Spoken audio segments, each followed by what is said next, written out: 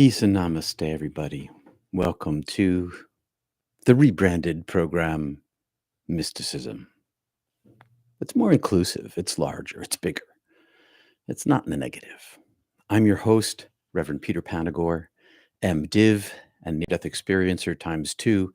Today, masking spiritual transformation. Masking is a complex and costly survival strategy for autistic people and others. It generally involves intentionally learning neurotypical behaviors and mimicking them in social situations. Sometimes masking focuses on hiding behaviors that people would find objectionable or unacceptable. I- In a way, it's like putting on your social mask so you can interact with people more efficiently, even though that's not how you normally would act. Or maybe you act this way because you're afraid of being seen as strange. It's not just autistic people, it's ADHD people. And it used to be LGBTQ people. They're out of the closet. ADHD people, we still mask. I don't sit and tap my leg like I used to, trying to get my energy out. I mask as an NDEer. And there's probably a lot of other people who also mask. Tear off the mask. Your face is glorious, wrote Rumi. Good morning, everybody. I'm going to say, stop here for a second and say howdy to people. Oh my, something just happened on my screen. I shouldn't have touched it. There we go. Hi, Carol, Barbara, Judith, Yigenjinru, Wanda, Kristen, Chris, Janet, Stephen, Kitya, Christine, Wanda, Eves, Helen. Good morning, everybody. You know, you're always different from the person you were before your near-death experience. That thing happens and alakazam, you are a different person. Or maybe I should say hocus pocus. Very, Western Christian. You're forever a changed person. Yesterday, you were one person, and today, with your consciousness radically shifted, you are an entirely new person with a new relationship to your own self. And through your own self to everyone and everything in the world. And it's not just NDEers who are spiritually transformed through a mystical experience, as all of you who are here know. Everyone from lesser to greater degrees, each in our own way. Once we glimpse the sparkle of the numinous, with a capital N, we're forever different. Maybe it's in a small way, maybe it's in a large way, but you're not the same you were before. Maybe your beloved's dead and visited you, and your grief suddenly changed. As I've said 1,000 times, you changed your view of life and death, or that changed for you in the visitation. Maybe, did you ever tell anybody about it before recently?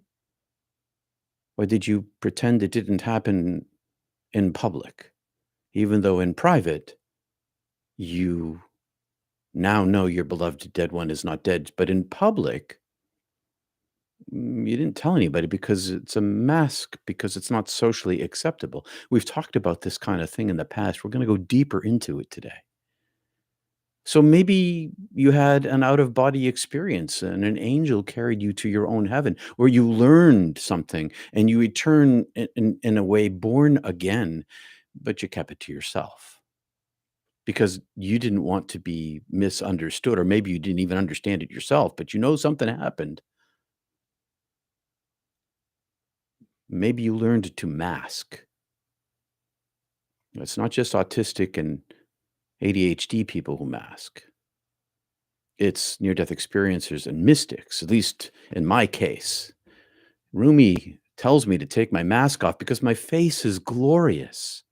But should I, and how? Did you ever tell anyone your story, your mystical experience? And what reaction did you get when after it first happened and maybe you told somebody? What reaction did you get? Were any of them rejections? And then maybe you stopped telling people about it? Why don't you talk about it? All right. We're going to take a little break here for a second. I'm going to say hi to Lois and Andrew, and I'm going to ask us all to join ourselves together in a typical Sunday morning mystical meditation. 3 ohms, feel the vibration. I'm really trying to start to teach not using a prayer word. We've been using chanting all the way along as a means to get to the place of feeling. So if you've been meditating with me for a while and you use your chant, use it to enter into your practice, but use what you learn from your ohms and the vibration and the feeling of it. Bring that knowledge to the hearing of your breath and your centering practice.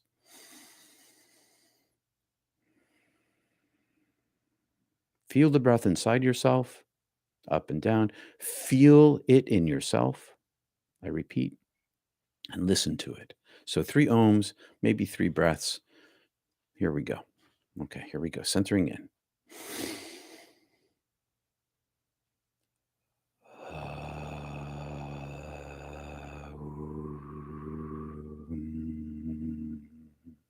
Let your head vibrate in the M.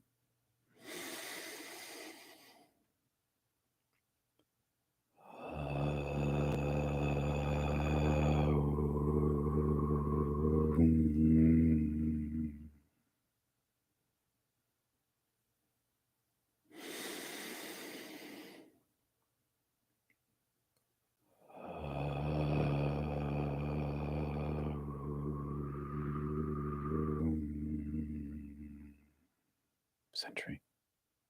Listen to your breath.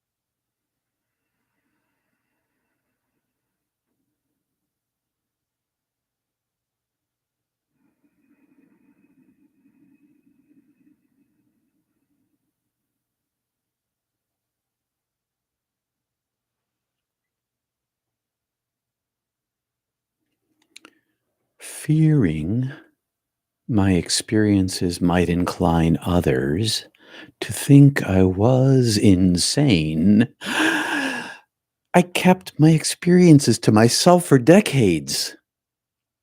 I live out of step with the world. I live out of step with the world. I may have hidden my experiences, masked myself for decades, but it didn't change my experience of the world. I live out of step with the world, and the world knew him not, from the Gospel of John. Mostly masking, except for here among my friends. Just recently, I was in the company of some friends, and to some extent, I have to mask myself when I'm with them. I love my friends, but this part of me, this real, true, deep part of me who actually makes me who I am and my interactions with them, I don't talk about it. I avoid the subject. I don't talk about my work or what I'm actually doing or why I'm doing it. We talk about other things, maybe knowledge things, head things, or nature things, which is lovely. And I love my friends. But I mask, except for here, mostly. except for in our group and our Sunday morning Mystic Tea Salon in here. I have to mask. If I don't mask, I am the weirdo.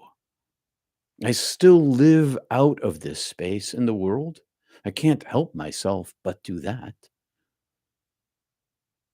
But I mask for the most part. Jesus.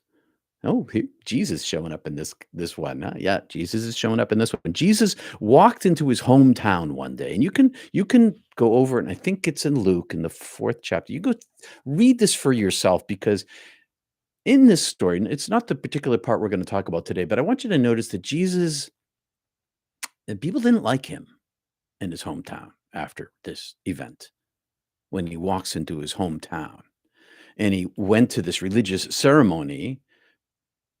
Maybe his home synagogue, if they had a synagogue, or maybe it was in somebody's house, or it's in a town hall or something. It's a place where they gathered for religious ceremonies. So he walks into his hometown synagogue, and he is handed the scroll, and he picks and reads a passage, and he spoke proclaiming his own enlightenment. And everybody thought he spoke graciously. Like he reads from this Isaiah passage, and everybody's like, "Oh yeah. Oh yeah, he's speaking so well. What a good speaker." And then someone says, "Hey, wait a minute. That's Joseph's son. You remember when he was a little kid?" Jesus, the hothead. He then speculated negatively about what they were going to say to him next. And he accused them of being rejected by God, while the ungodly accepted the truth, while God accepted the ungodly. He's like, "You guys don't get it. You don't understand mysticism, and you're all going to hell," essentially, is what he was telling them. You're all rejected by God. And he quotes a proverb about the prophets not being accepted in their own hometown.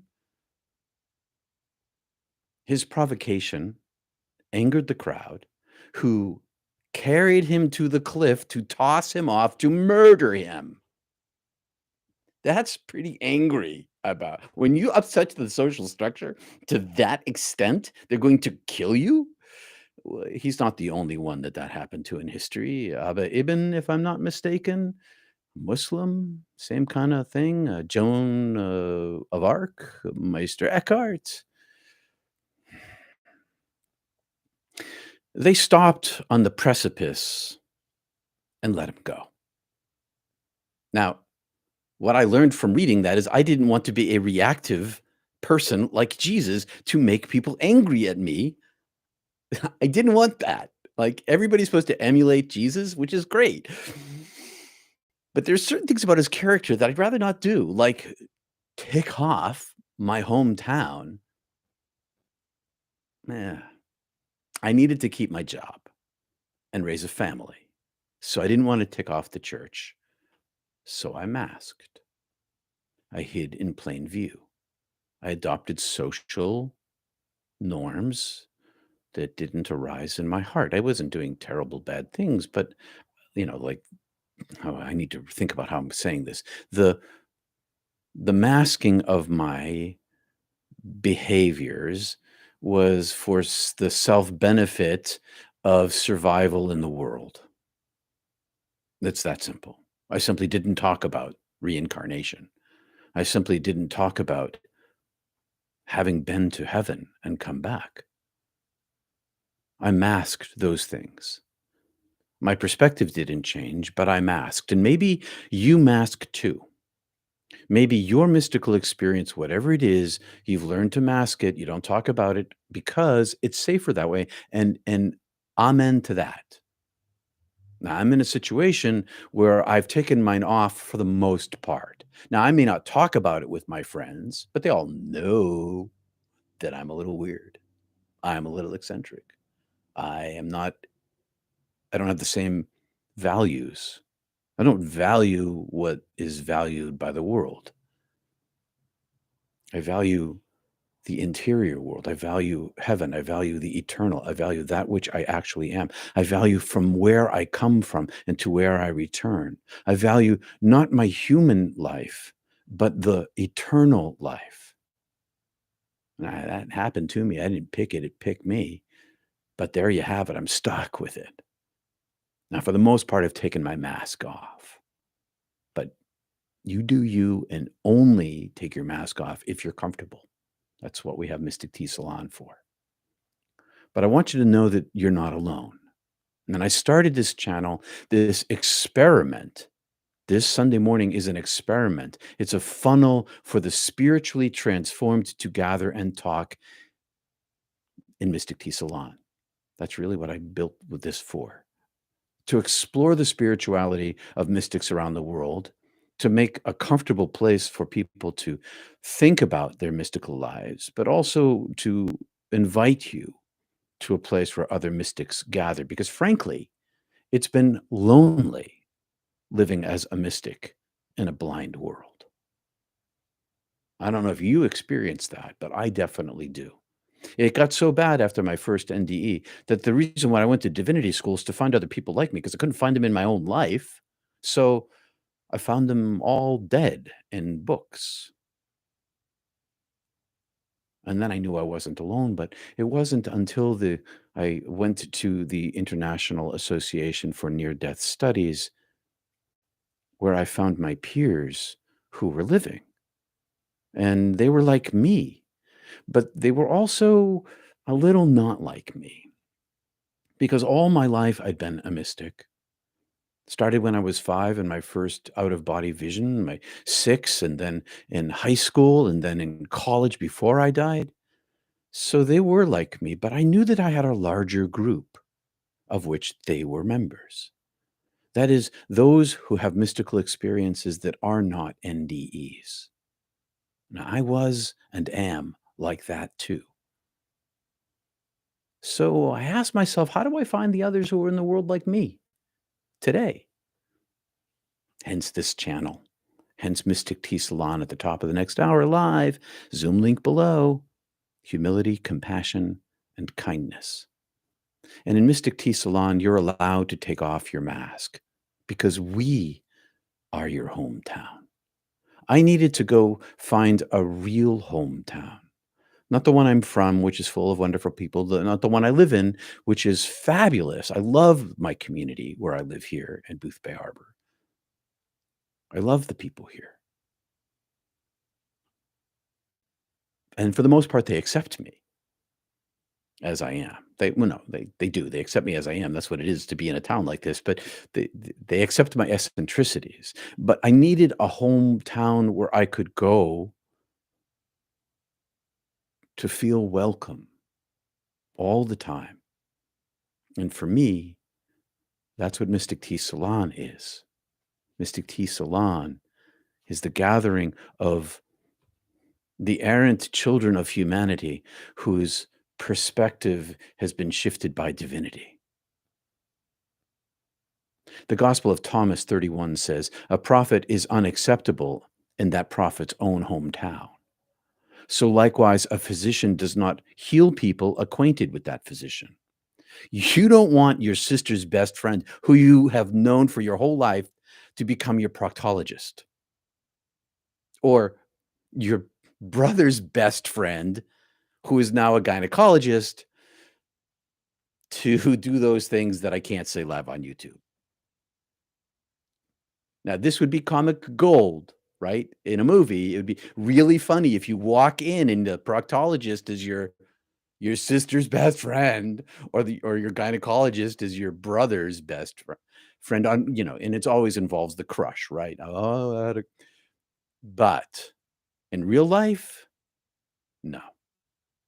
That discomfort, that discomfort is what he's talking about.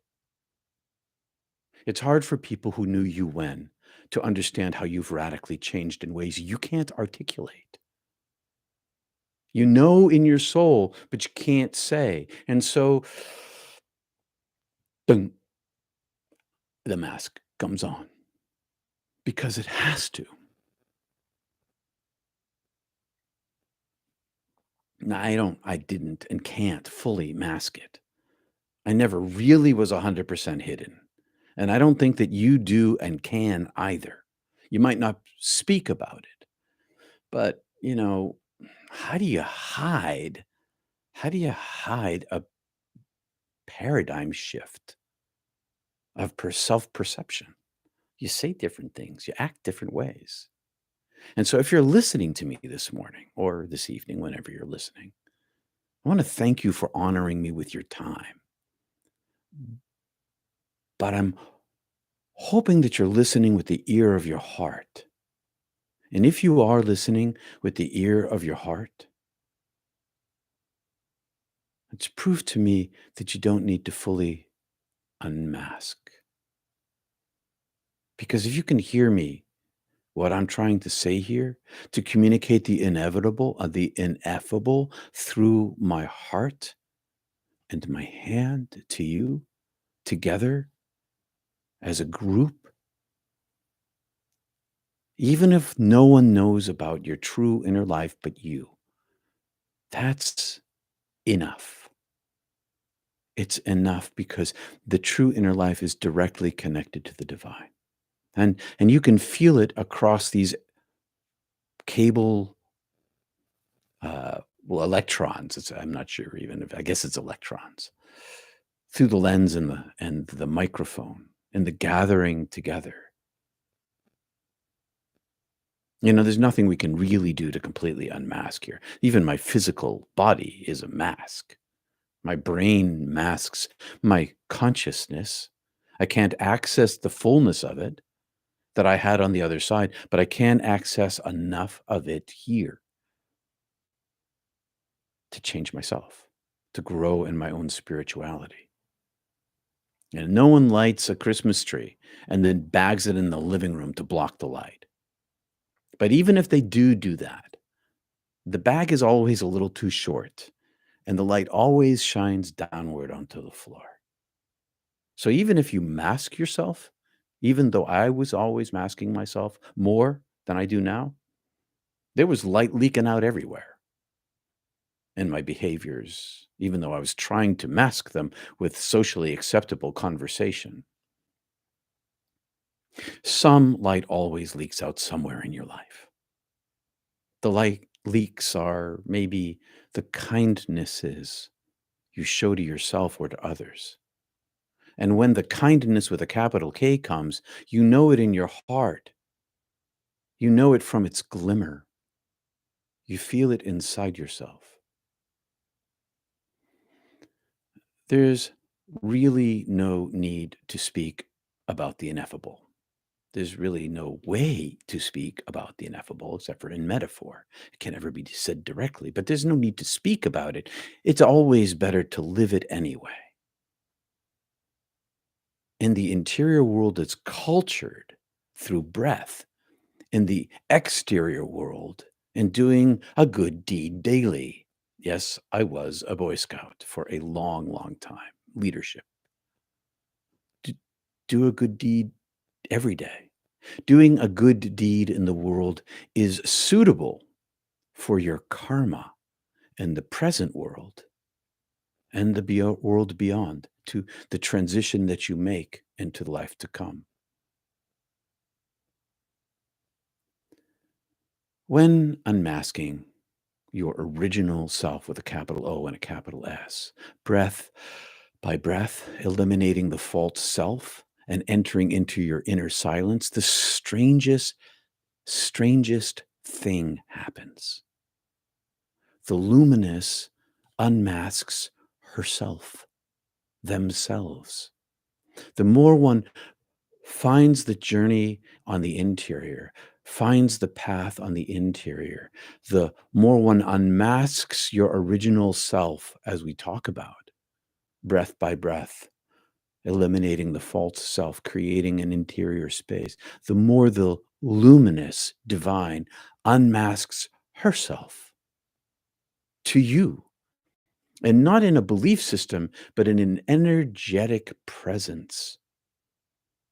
This feeling thing, This energy that is what you and we are, and more than us, begins to share and show itself between and among us in this vibration, in this feeling, in this energy. Rumi wrote, "The mask of the beloved is a veil of light, covering the face of the one we love. It hides the beauty of the soul, so that we may not be overwhelmed. It is a shield to protect us from the intensity of love, so that we may not be consumed. It is a reminder of the mystery of the beloved, so that we may never forget. It is a sign of the divine, so that we may always be in awe. The mask of the beloved is a veil of love, covering the face of the one we love. It is a reminder of the beauty of the beloved, so that we may never forget." The mask itself on the interior is a reminder of the beauty of the love. When you see that you have a mask on the interior, that is huge, a huge awakening. Because now you know that not only do you mask yourself to the world, you mask yourself to the divine. And when you can see the interior mask of the false self and the removal breath by breath through, for me, Kriya Yoga and centering practice of silence, then the mask of the interior fades, fails, dissolves, and the mask of God is removed. And the Allah from the Aramaic, the Allah from the Arabic, the source from the New Age, the Tao from the Tao Te Ching. This Brahma energy, this divine presence shows itself for what it is, which is you and so much more than us here. Peace and love, my friends. Thank you for spending your time with me this morning. I'm going to check the chat in a second here. And I accept offerings for my offering to you. So I might be able to continue this work that I do. It's not just about the language and Sunday morning or even Mystic Tea Salon. I really want to try to help you find this inside of you and the energetic radiance of its own presence so you can feel it for yourself, and then you don't need me at all. But in the meanwhile, I make this offering to you, and I accept offerings back from you in order to continue the work. And I thank you for those. Many of you here have been supporting this ministry for years now. And some give large values and many give small values, which is wonderful. Small contributions make a huge difference. You can book private time with me for a conversation at peterpanagore.love. Mystic Tea Salon is up next. Before I go to the chat, I have an announcement to make. On the first week of each month for the next several months, I will sequester myself to finish writing the 3 chapters for the movie. I got to get this done. So the only way I'm going to do this is if I do it. And so I need to block out time. And I've worked it out with my wife, and I talked to my producers, and I'm reminding you of what I previously revealed months ago, like in December or November, when I was proposing this to my producers and my wife and all of you. I'm going to take that first week of each month until probably May, and I'll repeat materials on Mondays and Wednesdays and Sundays, and our Kriya Yoga class on Tuesdays during that first week of the month.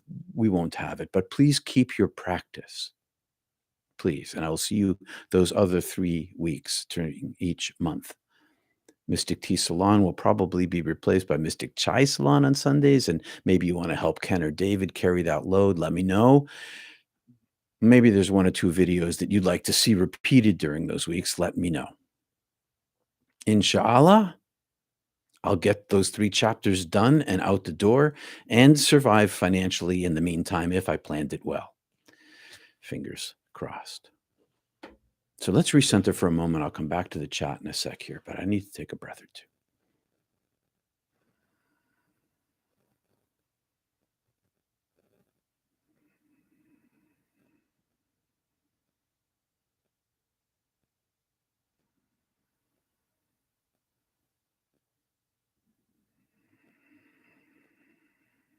Unmask yourself. Your face is glorious.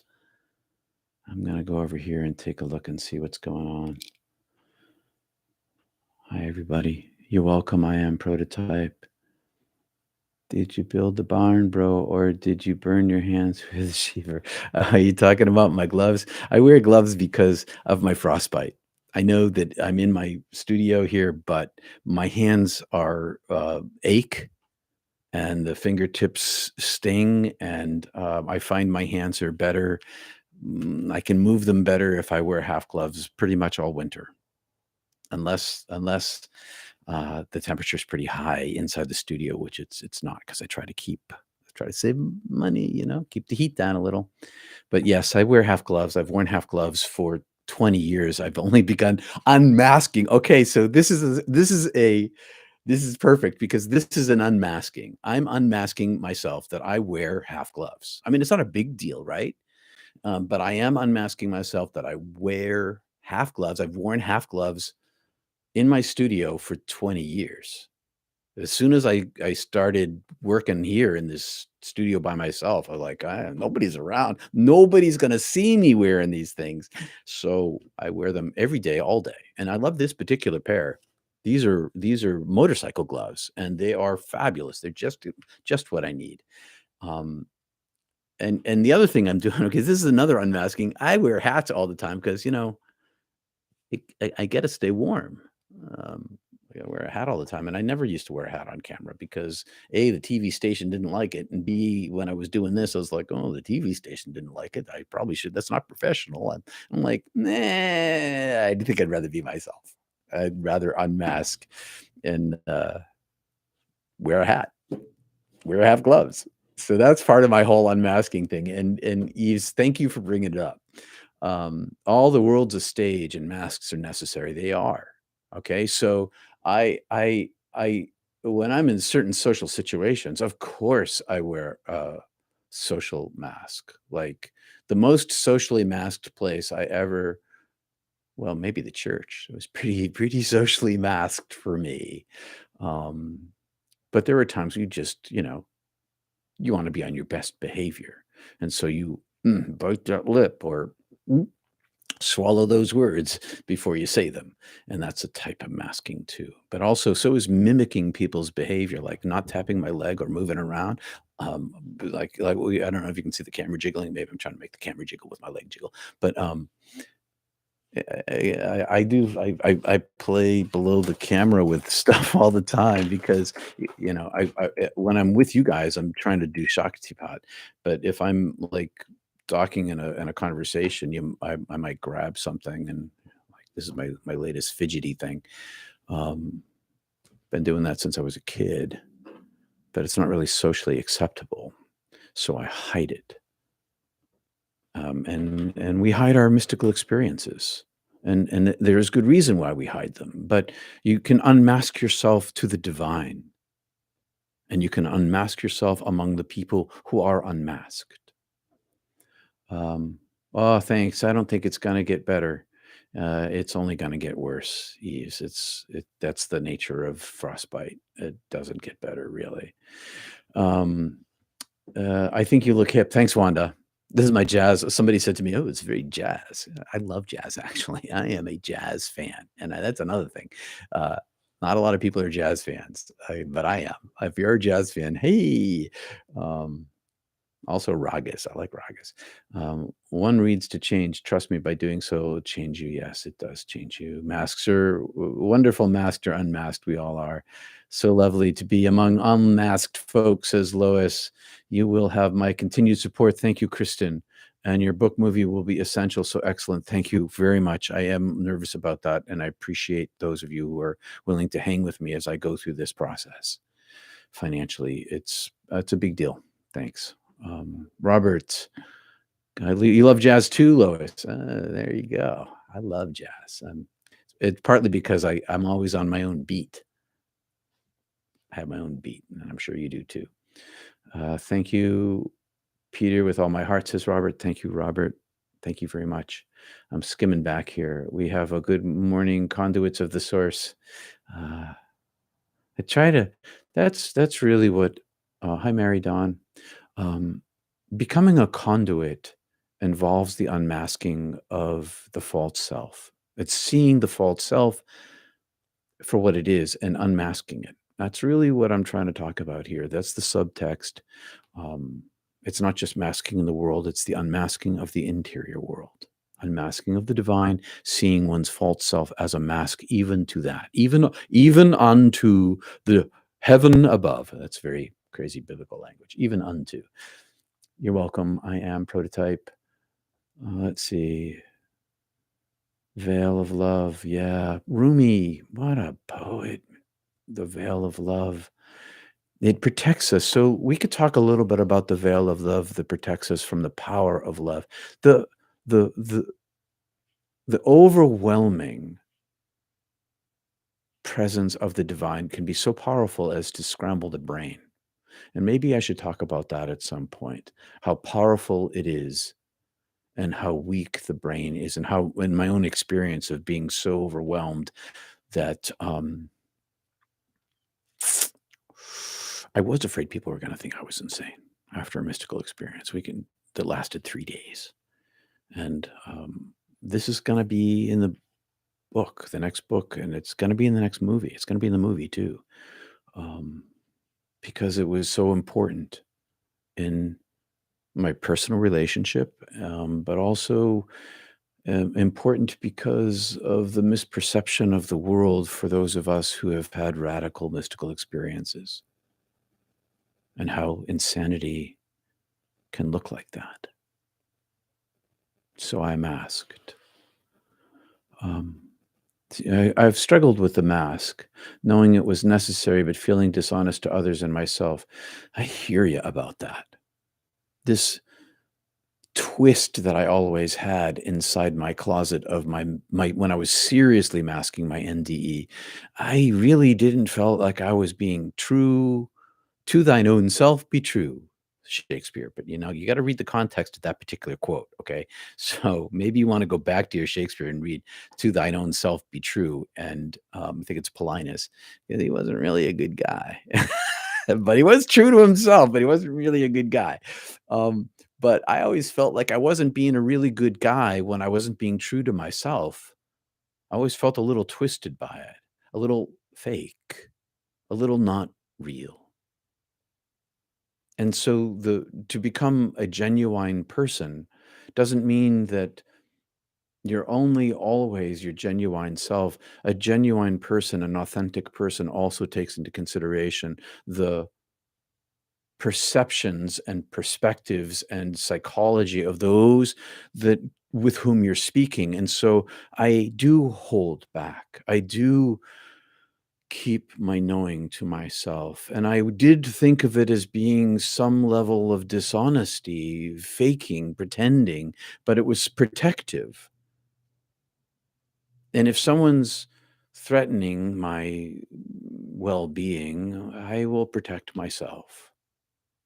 But also, if they're not able to hear what I have to say, or behave in the way that I behave, I, instead of, well, so I often would keep my mouth shut. and say nothing at all, or back away from physically back away from the conversation or the situation, just kind of remove myself from it. I did this at IANDS.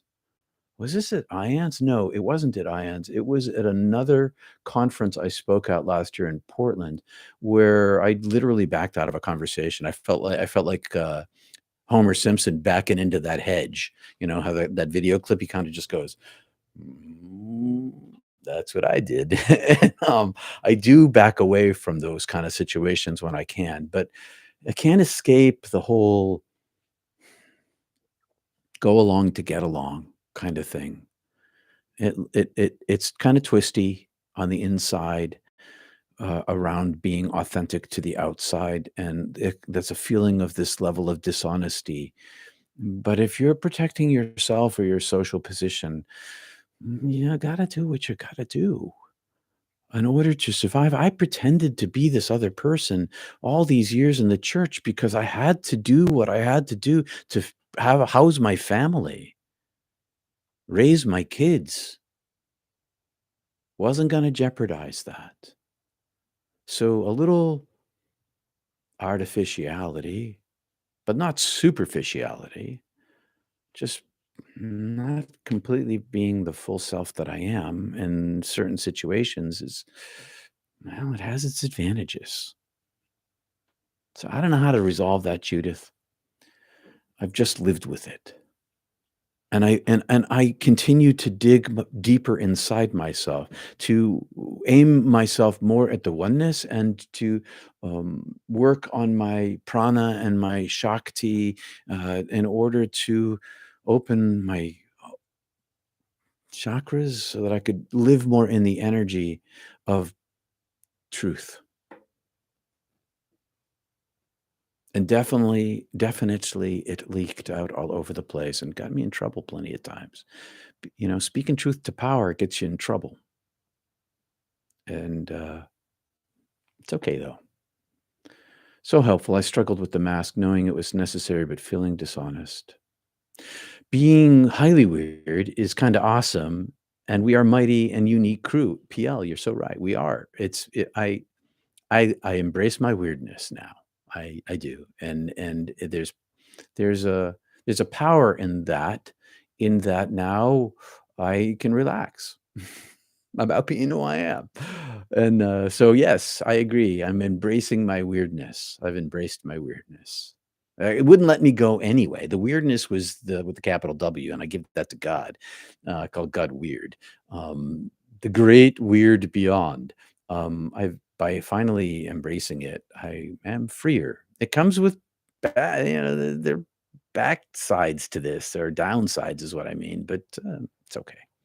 Susan, I'm feeling in my little town you can't be trusted if you haven't pledged to an established tribe, all or nothing, so that groups are entrenched. Oh, yes. There's a larger context to this. It's the tribal context and the pledging to one group or another. And in our nation today, that is pronounced. That's pronounced. I slide between the two of them as a mystic, but I am of heart. I am of heart. Um, I still treat all the tribes through my heart, though. It's a troubled thing, Susan. I hear you. Hey, Lois. Skimming down here, only in a couple more minutes here, and then link below Mystic Tea Salon at the top of the hour. Yeah, Lois, the Gospel of Thomas, lots of translations. You can find it online, 3 or 4 translations. There are certain books that are published. You can get it at your favorite bookstore, Amazon, Barnes and Noble, those kind of places. Um, totally worth reading. It's the lens that will change your perception of the 4 canonical Gospels. Not to mention the Gospel of Philip and the Gospel of Mary. Totally worth reading. Um, let's see what else. I shouldn't say I thought I got rid of that out of my conversation, but there it is, showing up again. Ear of the heart is the only way. It makes finding a partner difficult. Sure does. Sure does. Thank you, Tamara. Love you forever. And you so relate, Felice. Hello, Felice. Kitya, send me same for me too, Lois. Dead authors. Yeah. Joan and Eckhart lived only miles from you, Eves? Well, that's seriously cool. Wow. Extremely lonely, except for the dead authors. Yep. But not now. Now I got my friends here. Can you eat pizza now? I'm not sure who you're asking. I do eat pizza on occasion because I like pizza. That's the reason why. Um, all right, I'm going to skim down to the bottom, and I kind of skimmed almost all the way to the top. And back to the bottom here. Hey, Nadine. Homer's hedge makes me know just how powerful this physical realm is. I prefer to relating this world to the Gospel of Thomas as my entertainment and knowledge. Sure, that's great. Absolutely, Robert. Absolutely, you can. Um, I have found the gift of growing older is being freer to remove the mask, says Nadine. This is the beauty of aging. You become more of yourself. The older we get, the more we are who we are. And yeah, the older you get, the thinner the mask has to be. It's really beautiful. Thanks for bringing that up. Isn't that life's greatest challenge, living in the outside world while doing this from within and while recognizing the divine within, says Marie. Yes. And I found that the only way that I can live with that challenge is to dive deeper in. The deeper I go inside myself, the easier it is to live in the world. I expected I expected the opposite of that to be true. I expected that attachment in the world would allow me to function as a mystic better in the world, but that is not the case with me. The truth for me, and probably for you and maybe all of us, is that, and I think so. I just don't want to tell you this. You have to find this for yourself. The deeper I go on the inside, the stronger I become on the outside. The deeper I go into the genuine with a capital G, the authentic with a capital A, inside myself, the easier it is for me to function in the world out here. The more authentic I become interiorly, the more authentic I become in the world, even while I'm masking. Even then, it is a challenge. It's when one lives to the beat of a different drummer, as in jazz, as one lives to the beat of a different drummer, one lives out of sync with the rest of the world. And people don't actually ask me to dance with them very often because I'm on the downbeat. I'm on the downbeat all the time. I don't know why I'm on the downbeat, but I'm always on the downbeat. I'm out of step with the music, and I can, I just am a downbeat guy. And so when everyone else is clapping, my hands are in the air. And then when everyone else's hands is in the air, I'm clapping, kind of thing. And so it's a challenge to live in the world as a mystical person because you're naturally out of step with it. And so how do you negotiate that? I couldn't figure it out in the world. It was not going to, my problem was the world. And so whatever I did in the world wasn't really helping, wasn't really fixing my problem. By going on the interior ever deeper and ever deeper, I found that the more space I create inside myself, the more my chakras open, the more they link together, the more I am an energetic, more that th- this this whole idea that my soul is in my body that I talk about, it's not really what I mean. What I mean is that my body is in my soul. My body exists inside my soul, and I'm finding that this is true in the Aramaic version of the Gospels. That Jesus also didn't talk about the body being in the soul being in the body, even though there's an interface in the brain somewhere. But the body is inside of the soul. And the more I live inside my soul, this part of me that's outside, even outside myself, this auric thing that you see or you experience, this divine energy, the transfer, this is actually me. and it's actually you. And the more I live in that space, the more authentic I become in the world itself. Is that making sense there? I hope. It's a challenge that I've only overcome by going into the interior. In our culture, with its bombardment of self gratification messaging, just caring about rightness and wrongness and harm done is enough to be labeled as weird. Yeah, because the basic human nature for survival in society and as a species and as a person is selfish. It is, because the egoic self wants its own survival. So at a very base level, selfishness is the go-to, the MO, the modus operandi, the mode of action in the world that makes the egoic mind survive. The false self lives through this lie of its own existence. And the self-gratification messaging and it is grows from that. And when one begins to remove the false self, one is left with this caring, this compassion, this kindness, that labels you as weird, because the false self doesn't understand how you can be selfless.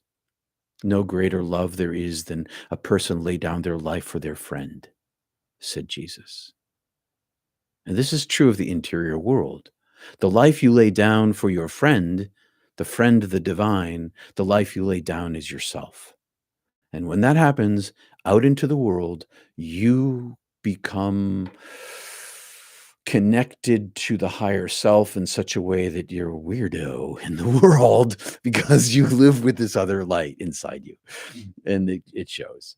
Um, and Om are so close. I'm so glad you're all here, Lois, and everybody's connecting.